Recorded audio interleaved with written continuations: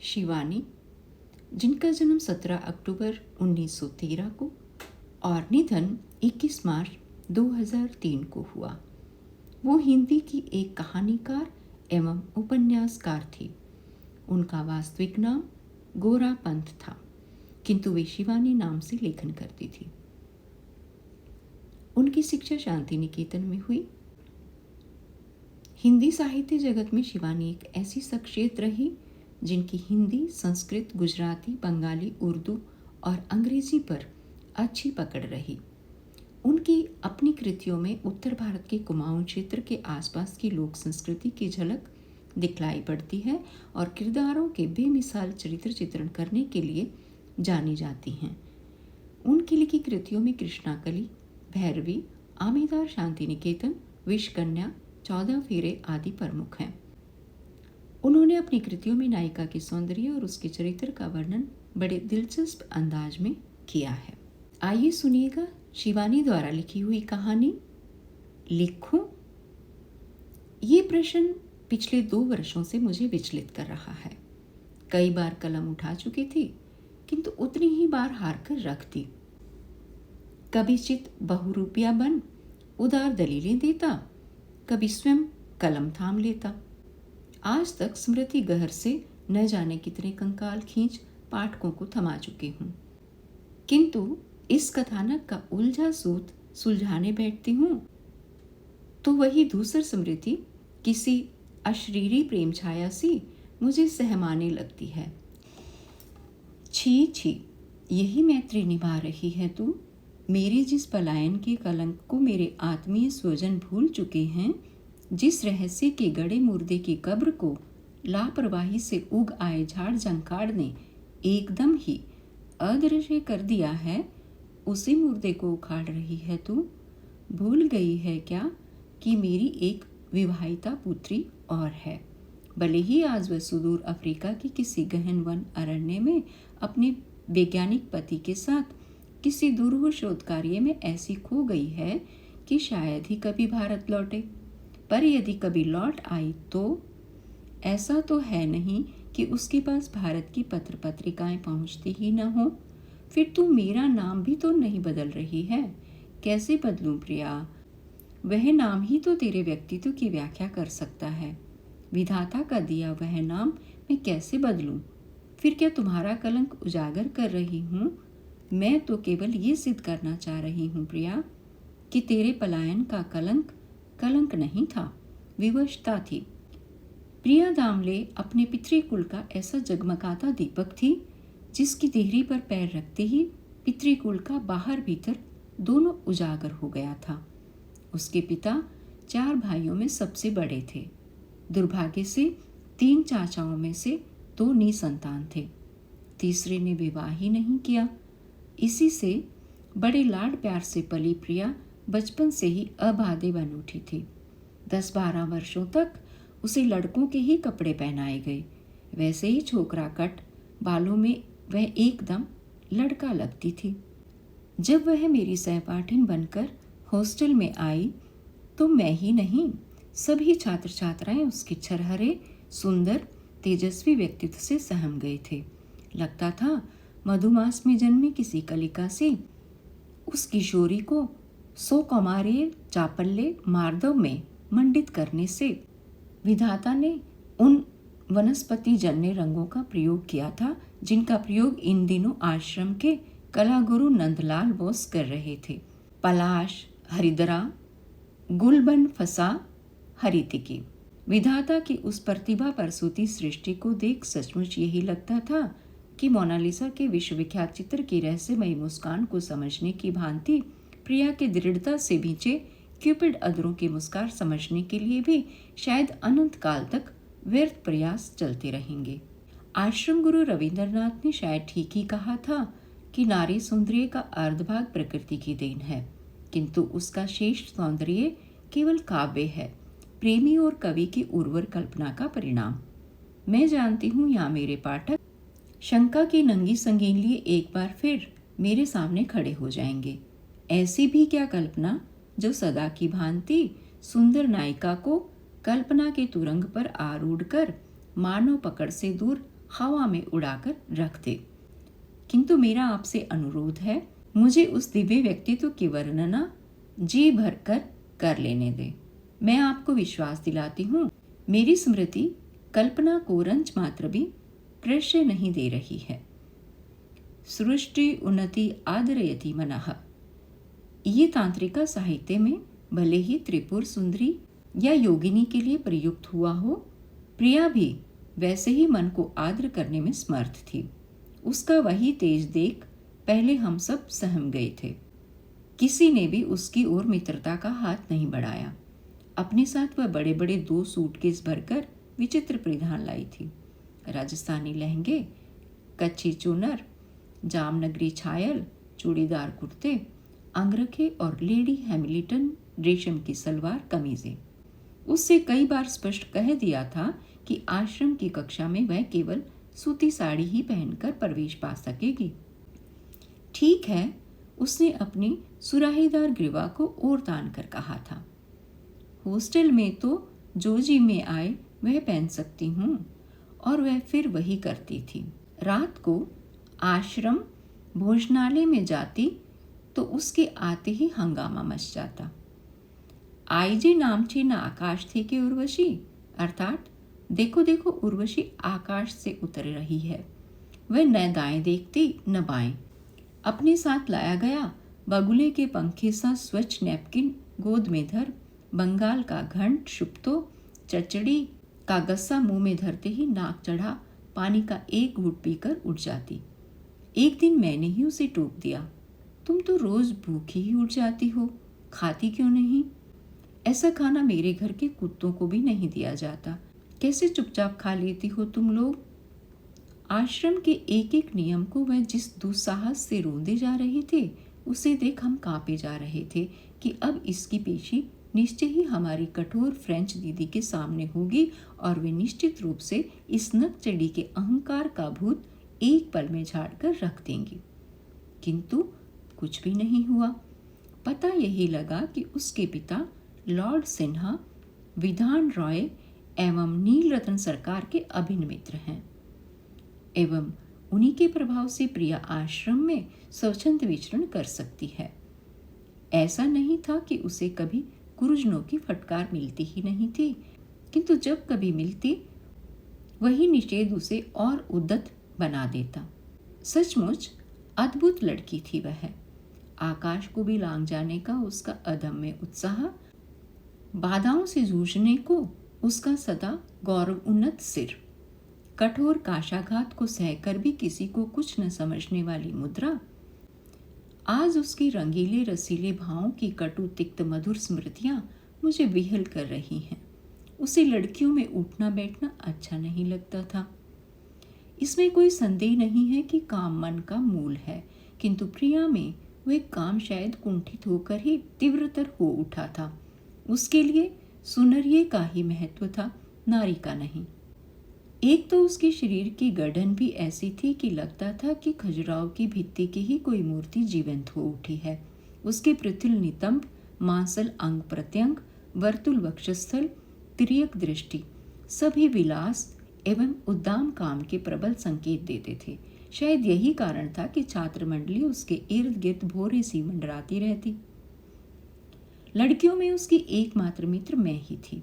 यद्यपि आश्रम की ही छात्रा मेरी बड़ी बहन मुझे कई बार कठोर चेतावनी दे चुकी थी कि उस बेहया अहंकारी लड़की से मैं गज भर की दूरी ही बरतूं। खुद तो बदनाम है ही, तुझे भी ले डूबेगी।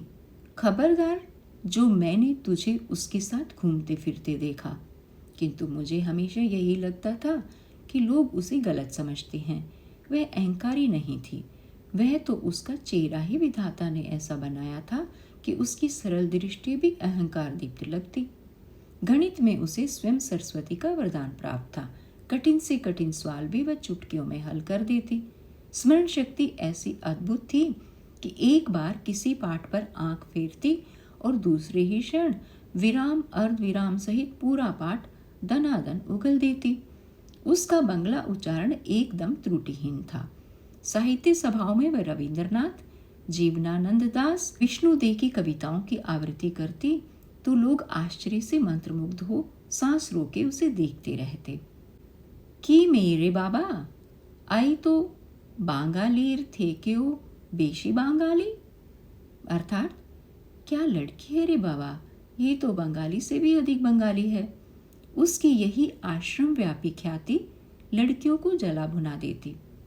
एक बार हॉस्टल की छात्राओं ने उसकी शिकायत कर दी कि वह आधी रात को कमरा बंद कर सिगरेट पीती है। मैं तो कांप गई कि तलाशी लिए जाने पर मेरी वह दबंग सखी अब अवश्य ही पकड़ी जाएगी, क्योंकि मैं जानती थी कि सूटकेस में रेशमी साड़ियों की तहों के बीच वह थल्ले के थल्ले सिगरेट के पैकेट छिपाकर रखती है। ये 1936 की बात है। आज शायद लड़कियों के छात्रावास में उनके सूटकेस में चरस गांजे के बीड़े भी पकड़े जाने पर उन्हें उदार जमाना मुक्त कर दे, पर तब किसी छात्रा के सिगरेट पीने का संदेह भी उसके लिए चुल्लू भर पानी में डूब मरने वाली बात होती थी। मैंने उसे एक दिन टूका भी था। छी छी प्रिया, तुम सिगरेट पीती हो? क्यों, क्या बुराई है इसमें? स्त्रियां तंबाकू जर्दा खा सकती हैं तो सिगरेट क्यों नहीं पी सकती भला? और फिर मुझे पकड़ने वाला आज तक पैदा नहीं हुआ, तू क्यों घबराती है? सच, गजब की लड़की थी वह। जब बिना किसी पूर्व सूचना के एक दिन उसके दोनों सूटकेस जब्त कर लिए गए तो उसके चेहरे पर शिकन भी नहीं था। सब लड़कियों की उपस्थिति में ही जितनी ही बार उसकी एक एक साड़ी झटकी जा रही थी, उतनी ही बार मेरा धड़कता कलेजा मुंह को आ रहा था।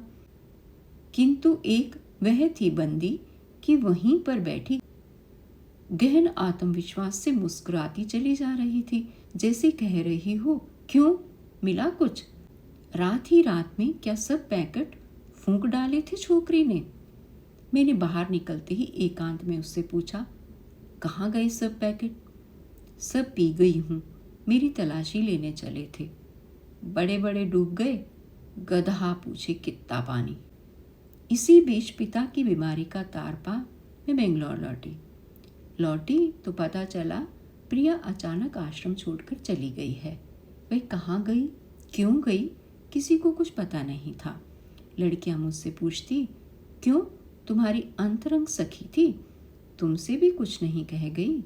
किसी प्रेम का चक्कर था क्या? मैं क्या कहती, कुछ कहती भी तो क्या कोई विश्वास करता कि मुझसे कुछ कहे बिना ही वह चली गई है? स्वयं मैंने उसे उसकी उस सन की बेरुखी के लिए क्षमा नहीं किया। फिर वर्षों बाद वह मुझे अचानक एक दिन स्टेशन पर मिल गई। आश्रम छोड़े वर्षों बीत गए थे, मेरा विवाह हो चुका था, छात्रा जीवन की स्मृतियां बहुत पीछे छूट चुकी थी। ट्रेन आने में विलंब था।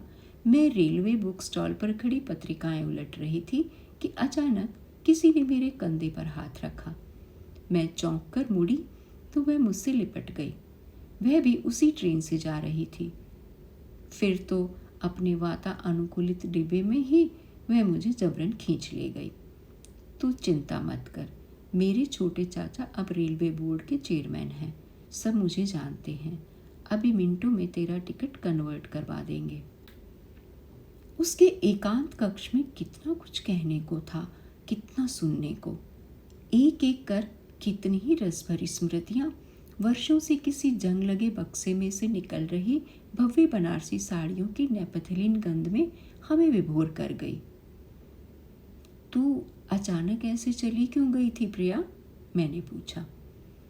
बहुत पुरानी बात हो गई, छोड़ भी, बस मन उचट गया था हमारा। अब ये बता कि तेरी शादी कब हुई, क्या करते हैं तेरे पति? पर मैं तो उसके प्रश्न का उत्तर देना भूल एकटक उसे ही देख रही थी।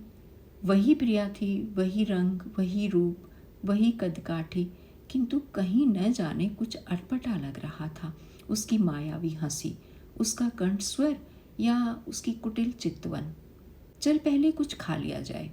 उसने अपना ठाटदार नाश्तादान टोकरी से निकाला। स्विच नैपकिन, कांटे छुरी, चम्मच खनकते ही मेरी सुप्त शुदा भी जागृत हो गई। क्या आला दस्तरखान सजा दिया था पट्टी ने। इन मौलिक लटकों में तो वह हमेशा बेजोड़ थी। याद है ये मावे के पेड़े तुझे हॉस्टल में भी बहुत पसंद थे। अभी भी वही हलवाई जिंदा है और जैसे जैसे बूढ़ा रहा है अभागा वैसे वैसे और उम्दा पेड़े बनाता जा रहा है। खाकर देख। तेरी शादी हो गई प्रिया? पेड़ा मुंह में रखते ही मेरे भीतर कहीं उफनती प्रचंड जिज्ञासा जिह्वा आग्र पर आ गई। मैं मन ही मन सोच रही थी कि तब क्या इस सन की लड़की की शादी नहीं हुई? ये तो अभी भी मुझे मायके की दुकान के ही पेड़े खिला रही है।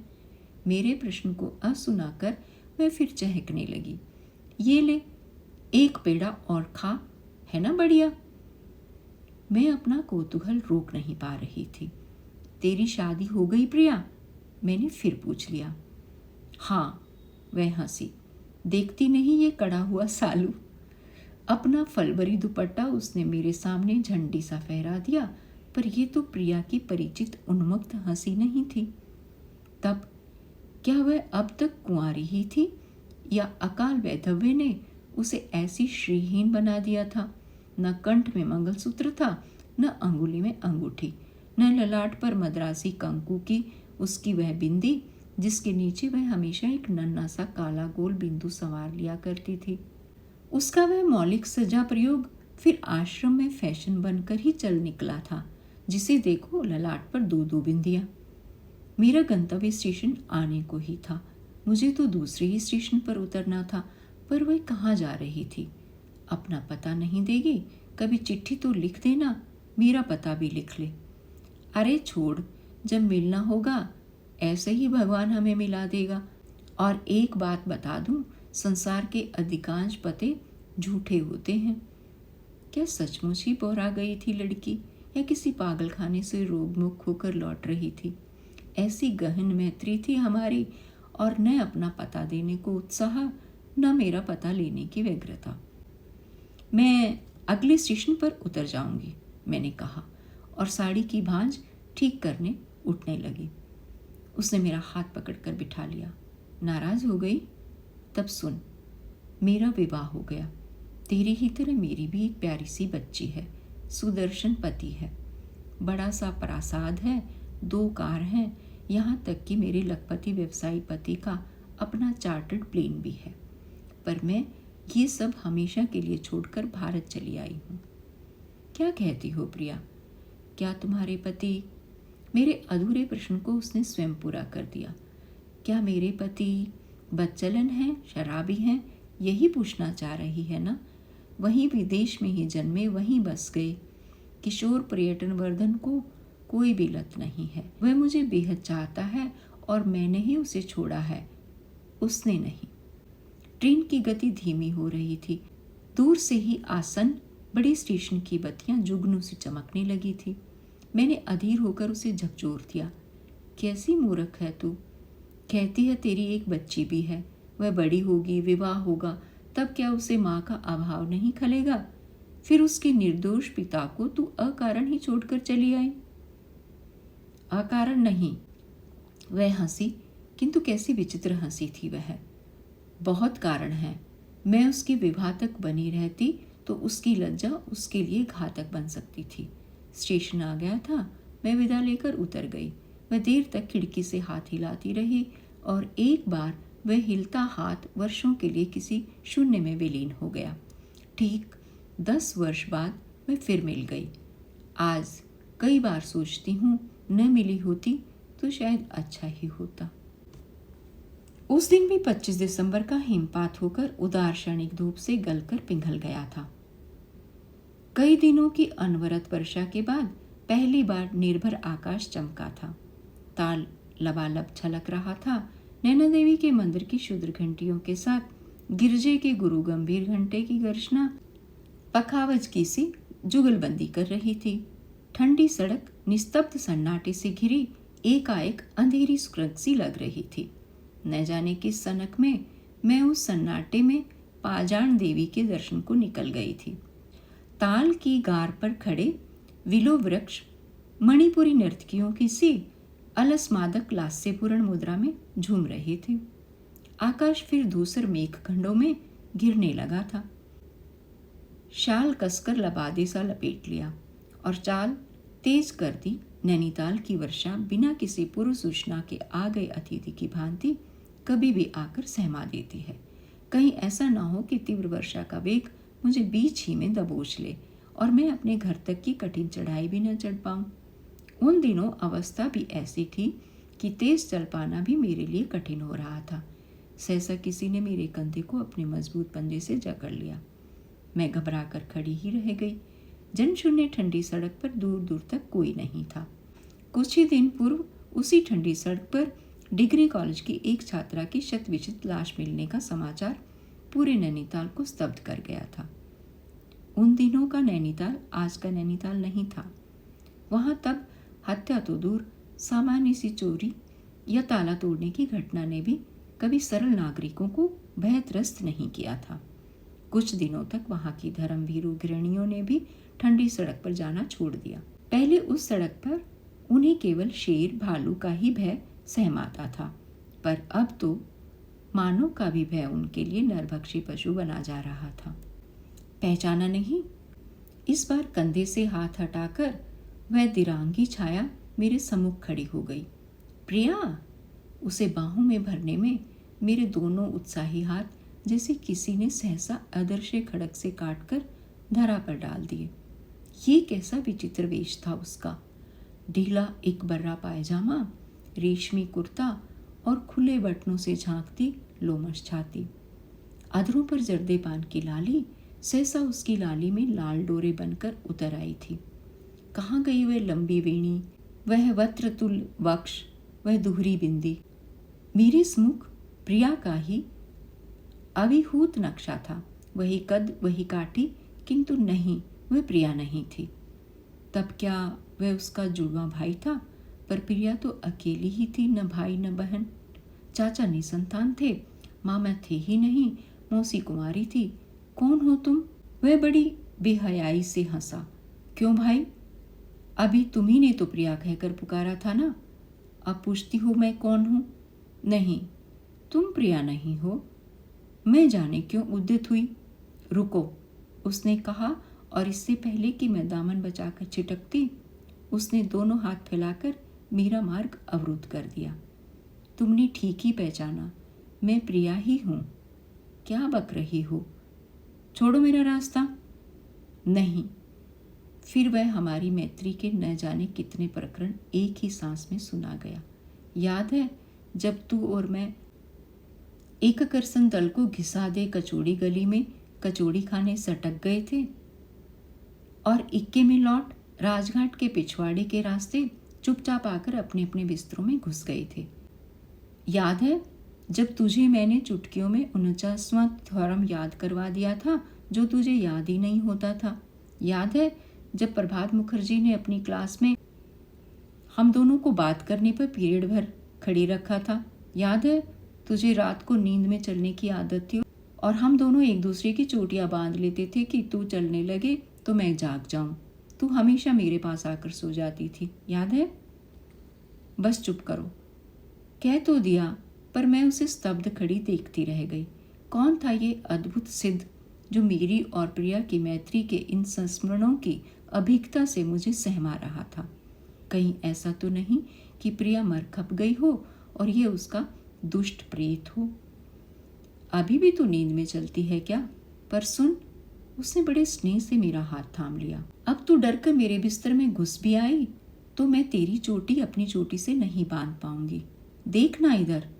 वह अपने कटे केश पर हाथ फेर बड़ी दुष्टता से मुस्कुराया।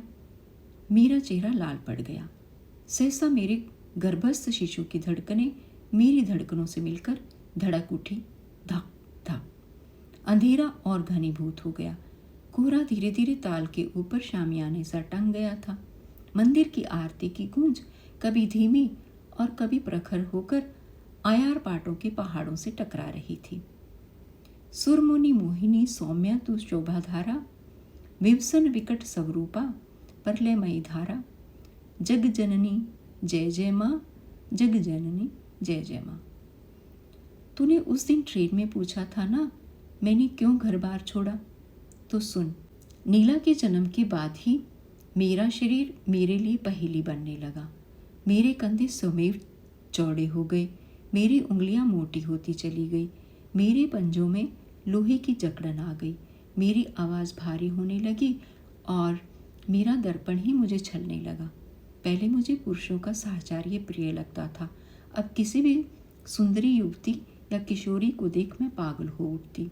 पति स्पर्श भी मुझे असह्य लगने लगा। बेचारा किशोर आश्चर्य से मुझे देखता। एक दिन उसने कहा, क्या हो गया है तुम्हें प्रिया? क्या तुम मुझसे नाराज हो? मैं उससे कैसे कहती कि किशोर, मैं अब प्रिया नहीं रही, धीरे धीरे अप्रिय बन रही हूँ। फिर एक दिन मैं साहस कर एक अज्ञात चिकित्सक के पास गई। अपने पीपी के पास जाती तो एक न एक दिन किशोर जान लेता। रुपया मेरे लिए हाथ का मैल था। मैं किसी भी विशेषज्ञ की ऊंची से ऊंची फीस दे सकती थी। डॉक्टर ने मेरे संदेह की पुष्टि की। मैं धीरे धीरे नारी का चोला छोड़ रही थी। एक सामान्य सा ऑपरेशन ही मुझे पुरुष बना देगा, किंतु मेरा पौरुष क्या मेरा ही सर्वनाश नहीं कर देगा? मेरी निर्दोष बच्ची, मेरा देवतुल्य पति, वे क्या मेरे पौरुष को स्वीकार कर पाएंगे?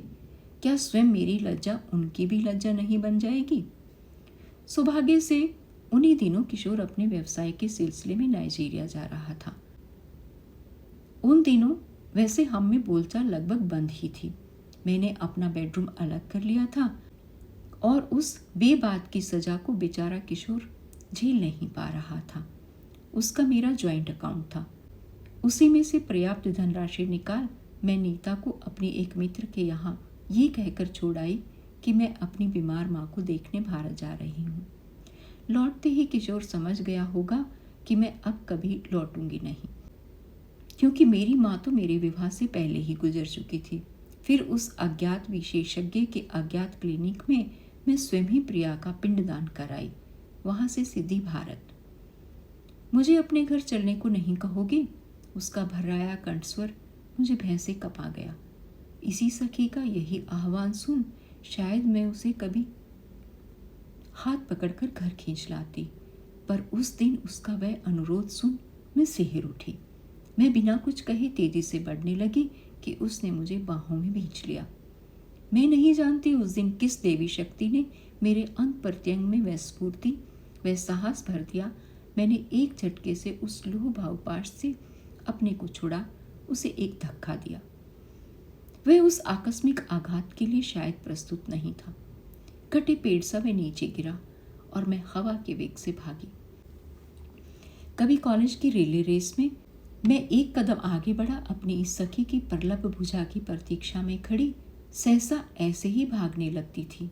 नहीं जानती अपनी उस अवस्था में भी मैं उस दिन कैसे तेजी से भाग पाई। मैं घर पहुंची तो मेरे चिंता आतुर पति हाथ में टॉर्च लिए मुझे ढूंढने ही निकल रहे थे। कहाँ रह गई थी तुम? इतनी बार समझाया है, इस कब्रिस्तान की पगडंडी से मत आया करो, फिर वहीं से आ रही हो। रात भर अब डरती रहोगी। मैं प्राय ही उस पगडंडी से आती थी और कभी कभी रात को उन्हीं कब्रों के सपने देख बुरी तरह चीख पड़ती थी। दिन में जिस कब्रिस्तान में बैठना मुझे अच्छा लगता था, रात को वही भयावह लगने लगता। 1855 की उन कब्रों पर खुदे कई नाम मुझे कंठस्थ हो गए थे। अधिकांश कब्रों पर संगमरमरी पत्थर की बनी फरिश्तों की खंडित मूर्तियों के साए में मैंने न जाने कितनी कहानियां लिखी, किंतु उस दिन जिस अनूठे कथानक को मुट्ठी में बांध मैं उसी कब्रिस्तान की पगडंडी के औदार्य से चटपट घर पहुंची, उसे क्या आज तक लिपिबद्ध कर पाई? वह कथानक केवल मेरे और मेरे पति तक की सीमित पुष्प सा बिखर कर धरा में मिल जाता। पर 2 वर्ष पूर्व लंदन के ऑब्जर्वर में मैं मृत्यु सूचनाएं पढ़ रही थी। पूरा अखबार चाट कर जब कुछ भी पढ़ने को नहीं रह जाता था तो मैं इसी स्तब्ध की जुगाली करती थी। अनचीनी उन मृत्युपथ के यायावरों के नाम, व्याधि, जन्म मृत्यु के अंतराल से उनकी वयस्का शर संधान मुझे बड़ा अच्छा लगता। कभी दुख होता कि हाय ऐसी अकाल मृत्यु हुई, कभी दीर्घ जीवन की अवधि देख आश्चर्य होता। साथ में रहता उनकी संतान, पत्नी, जनक, जननी का नाम और कभी कोई सुंदर सी कविता। उसी में वह नाम अचानक दिख गया था, मिस्टर प्रिय दामले, मृत्यु। धैर्य से भोगी गई लंग कैंसर की दीर्घ व्याधि से। जन्म 17 नवंबर 1921, मृत्यु 5 अप्रैल 1983। दयालु परमपिता की बाहों में। Thy will be done. Margaret Damle के परमप्रिय पति टोनी और नेली के स्नेहशील पिता, कृपा फ्यूनरल में पुष्प न लाएं, चैरिटी चेक इस पते पर भेजें। कैंसर सोसाइटी का नाम पता देकर उस चर्च का भी पता समय दिया जाता था जहां सर्विस होगी। ट्यूब स्टेशन मेरे घर के पास ही था, चाहती तो बड़े आराम से जा सकती थी। न्यू कासल था ही कितनी दूर। निश्चय ही वह प्रिया ही थी। उस जन्म तिथि को मैं कैसे भूल सकती थी, जिस तिथि को मैंने वर्षों तक उसे उपहार भेजे थे। पर जाकर करती भी क्या? वहां पहुंचकर क्या मैं मार्गरेट दामले से कह पाती कि उसका परम प्रिय पति कभी किसी की उतनी ही प्राण प्रिय पत्नी थी? क्या टोनी नेली से कह पाती कि उसका स्नेही पिता किसी की उतनी ही स्नेहशील जननी भी थी? विधाता ने उससे निकृष्ट कोटि का प्रयास किया था, अब वह स्वयं वहीं जाकर उससे निपटेगी। प्रिया ने क्या आज तक कभी किसी से हार मानी थी?